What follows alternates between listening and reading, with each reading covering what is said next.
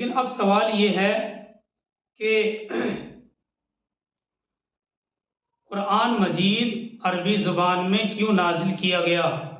जिस तरह पिछली उम्मतों के रसूल उनके हम ज़ुबान भेजे गए थे, उनको तर्जुमा करने की मेहनत की ज़रूरत ही नहीं रही। रसूल करीम सल्लल्लाहु अलैहि वसल्लम सिर्फ अरब में अरबी ज़ुबान के साथ क्यों मबऊस किए गए और आपकी किताब कुरान मजीद भी अरबी ज़ुबान में क्यों नाजिल की गई। ये सवाल बड़ा अहम है कि कुरान मजीद अरबी ज़ुबान में क्यों नाजिल किया गया। जिस तरह पिछली उम्मतों के रसूल उनके हम ज़ुबान थे, उनको तर्जमा करने की मेहनत की ज़रूरत ही नहीं रही। रसूल करीम सल्लल्लाहु अलैहि वसल्लम सिर्फ अरब में अरबी ज़ुबान के साथ क्यों मबऊस हुए और आपकी किताब कुरान मजीद भी अरबी ज़ुबान में क्यों नाजिल की गई। देखिए, अगर हम गौर व फिक्र से काम लेते हैं तो जवाब बिल्कुल वाज़ेह है और हर शख्स इसको समझ सकता है। रसूल करीम सल्लल्लाहु अलैहि वसल्लम की बिसत तमाम दुनिया की कौमों के लिए है और इन अक़वाम के दरमियान मुख्तलिफ ज़ुबानें हैं। तो अब इन तमाम अक़वाम की हिदायत के लिए दो ही सूरतें हो सकती थीं। एक ये कि कुरान हर कौम की ज़ुबान में अलग अलग नाजिल किया जाता, अलग अलग नाजिल होता, और रसूल करीम सल्लल्लाहु अलैहि वसल्लम की तालीमात भी हर कौम के लिए अलग अलग होती। अल्लाह की कुदरत के सामने इसका इंतज़ाम करना कोई दुश्वार नहीं था, लेकिन तमाम दुनिया की कौमों के लिए एक रसूल और एक किताब और एक शरीयत भेजने का अजीम मकसद यकजहती पैदा करना था, आपस में इत्तिहाद और इत्तिफाक पैदा करना था, और ये उस सूरत में हासिल नहीं हो सकता था।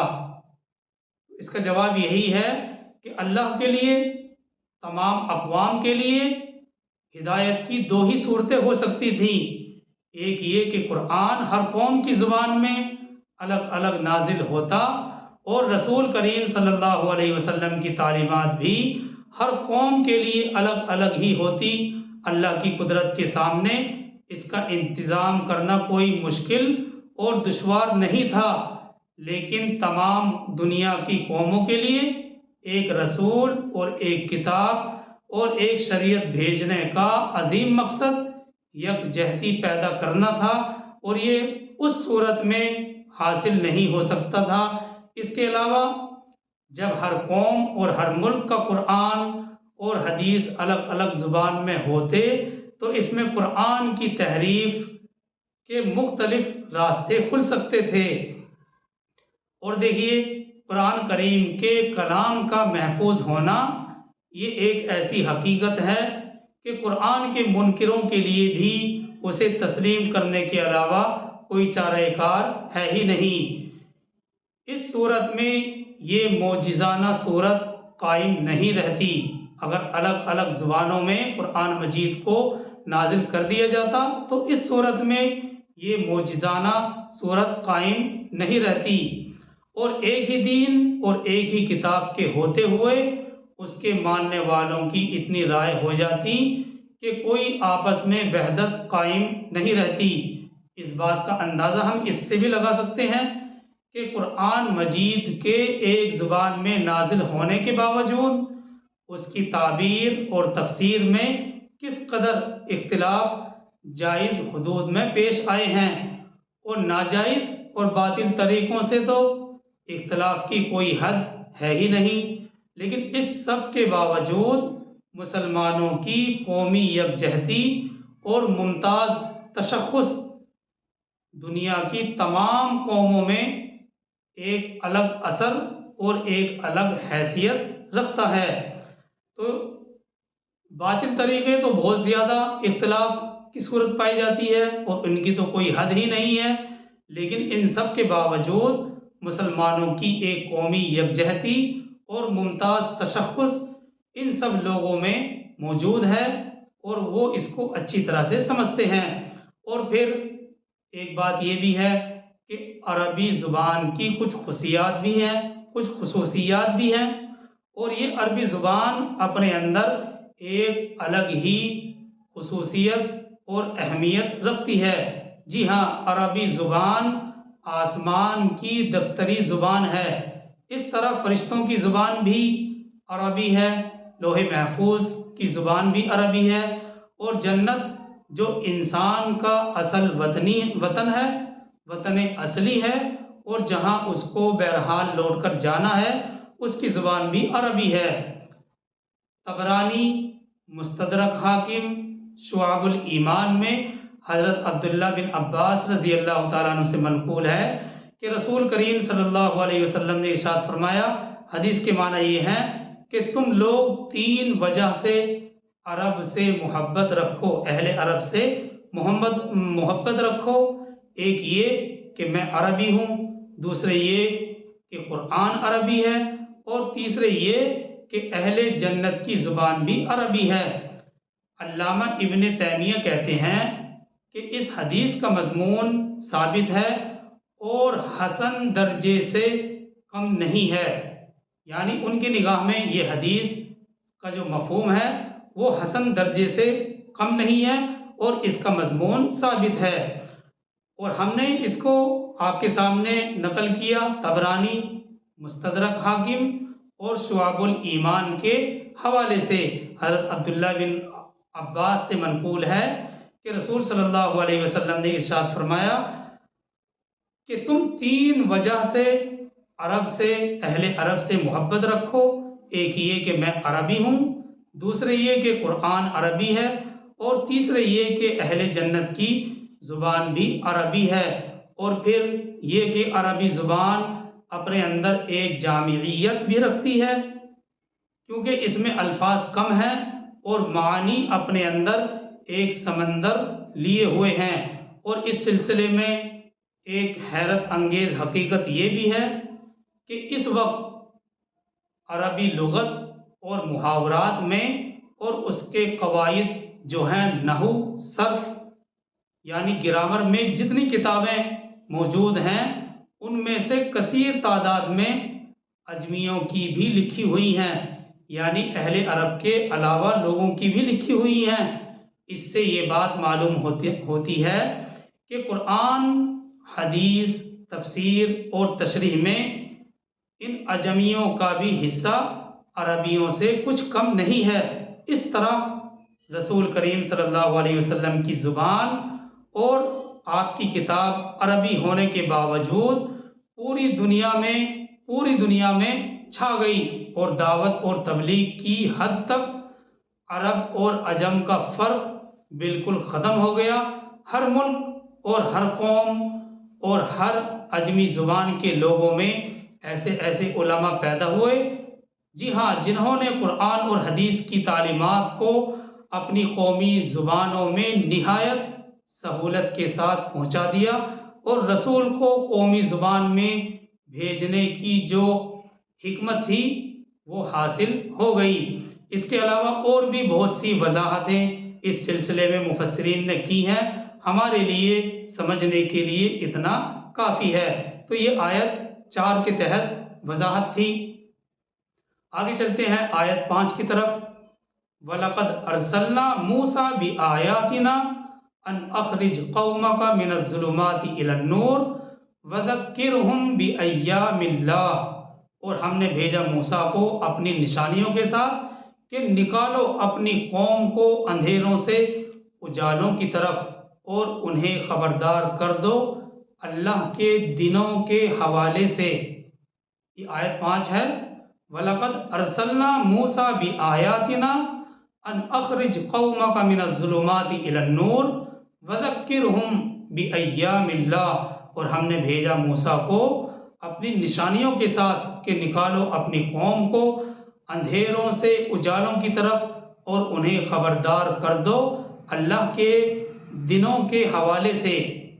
देखिए इस आयत में ज़क्किर बि अय्यामिल्लाह लफ्ज़ लाया गया है, और ये अत-तज़कीरु बि अय्यामिल्लाह वो ही इस्तिलाह है जिसका जिक्र इससे पहले भी सूरह आराफ में जहाँ मुख्तलिफ अक़वाम का ज़िक्र है, उनकी तबाही का ज़िक्र किया गया है, उसके तहत बयान किया गया। तो ये एक इस्तिलाह है जिसको हज़रत शाह वलीउल्लाह मुहद्दिस देहलवी ने अपनी किताब में बयान किया है, आयत में लाए हैं। और ये अत-तज़कीरु बि अय्यामिल्लाह वही इस्तिलाह है जिसका ज़िक्र शाह वलीउल्लाह साहब मुहद्दिस देहलवी के हवाले से इससे पहले भी बयान किया जा चुका है। जी हाँ, शाह वलीउल्लाह मुहद्दिस देहलवी ने अपनी मशहूर किताब अल-फौज़ुल कबीर में मज़ामीन कुरान की तक़सीम के सिलसिले में अत-तज़कीरु बि अय्यामिल्लाह की ये इस्तिलाह कायम की है, यानी अल्लाह के दिनों के हवाले से लोगों को ख़बरदार करना, जिन दिनों में अल्लाह सुब्हानहू व तआला ने बड़े बड़े फ़ैसले किए हैं और इन फ़ैसलों के मुताबिक कई कौमें नेस्त नाबूद हो गई हैं, कई कौमों को नेस्त नाबूद कर दिया गया। और इसके साथ शाह वलीउल्लाह साहब ने दूसरी इस्तिलाह अत-तज़कीरु बि आलाइल्लाह की इस्तेमाल की है, यानी अल्लाह की नेमतों और इसकी निशानियों के हवाले से नसीहत हासिल करना और याद दहानी करना।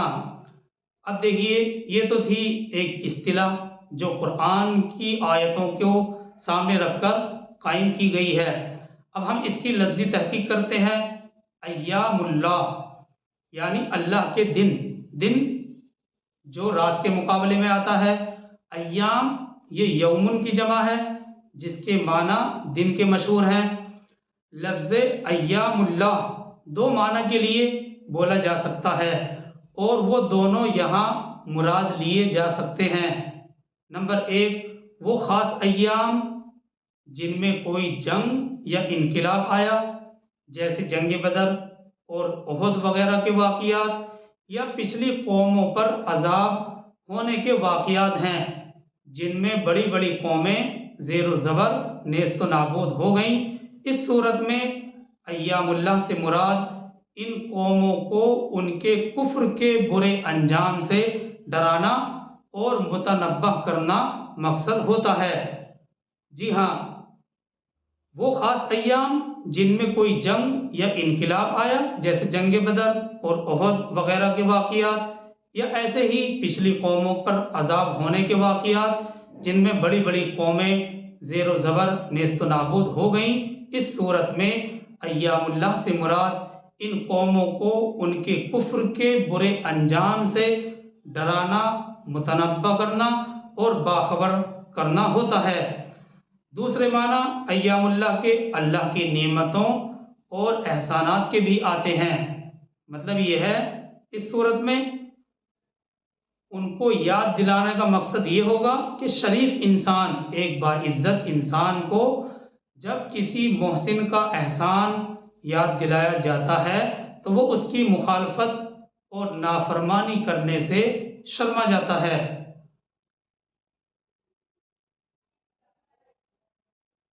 दूसरे माना अय्यामुल्लाह के अल्लाह की नेमतों और एहसानात के भी आते हैं। तो इस सूरत में उनको याद दिलाने का मकसद ये होगा कि शरीफ इंसान को जब किसी एहसान करने वाले का एहसान याद दिलाया जाए तो वो उसकी मुखालफत और नाफरमानी करने से शर्मा जाता है। तो ये तो थी अय्यामुल्लाह से मुताल्लिक गुफ्तगू। और एक नुक्ते की बात इस आयत में ये भी है, इसमें सरकार दो आलम सल्लल्लाहु अलैहि वसल्लम की क़यामत तक आने वाले लोगों के लिए रिसालत का सबूत भी है। वो कैसे? इस आयत में ये नुक्ते की बात है कि इस आयत में लफ्ज़ कौम आया है। मतलब ये है कि ए मूसा अपनी कौम को अंधेरी से रोशनी की तरफ लाएं।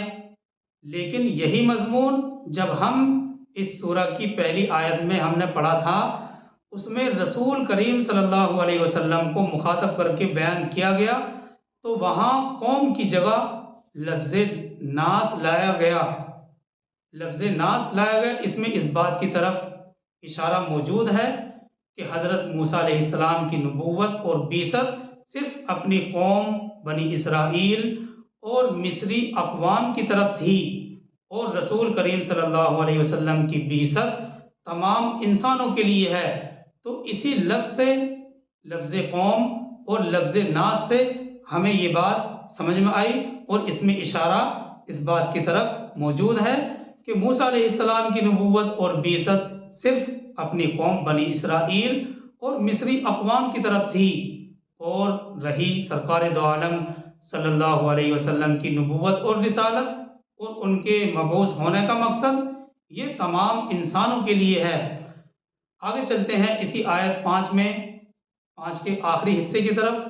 इन्न फी ज़ालिका लआयातिन लिकुल्लि सब्बारिन शकूर, यकीनन इसमें निशानियां हैं हर इंसान के लिए जो बहुत सब्र करने वाला और बहुत शुक्र करने वाला है। इन्न फी ज़ालिका लआयातिन लिकुल्लि सब्बारिन शकूर, यकीनन इसमें निशानियां हैं हर उस इंसान के लिए जो बहुत सब्र करने वाला और बहुत शुक्र करने वाला है। देखिए आयत के इस हिस्से में सब्बार और शकूर ये दो लफ्ज़ लाए गए हैं और ये दोनों के दोनों लफ्ज़ मुबालगे के सीगे हैं। सब्र और शुक्र ये दोनों सिफात आपस में एक दूसरे के लिए एक तकमीली हैसियत रखती हैं और ये दोनों सिफात बड़ी अहमियत की हामिल हैं। सब्र और शुक्र ये दोनों सिफात आपस में एक दूसरे के लिए एक तकमीली हैसियत रखती हैं। इस लिहाज से अगर देखा जाए तो एक मोमिन बंदे को हर वक्त इनमें से किसी एक हालत में ज़रूर रहना चाहिए, और अगर मोमिन बंदा इनमें से एक हालत से निकले तो फिर उसको दूसरी हालत में ज़रूर दाखिल हो जाना चाहिए। यानी अगर अल्लाह ने उस मोमिन बंदे को नेमतों से नवाजा हो तो वो शुक्र करने वाला हो, और अगर उसको कोई मुसीबत और तंगी पहुंची है तो वो सब्र करने वाला हो। और इसकी तायीद सही मुस्लिम की हदीस से भी होती है जो किताबुज़्ज़ुहद और किताबुज़्ज़ुहद वर रक़ाइक़ में आई है। हज़रत सुहैब बिन सन्नान रूमी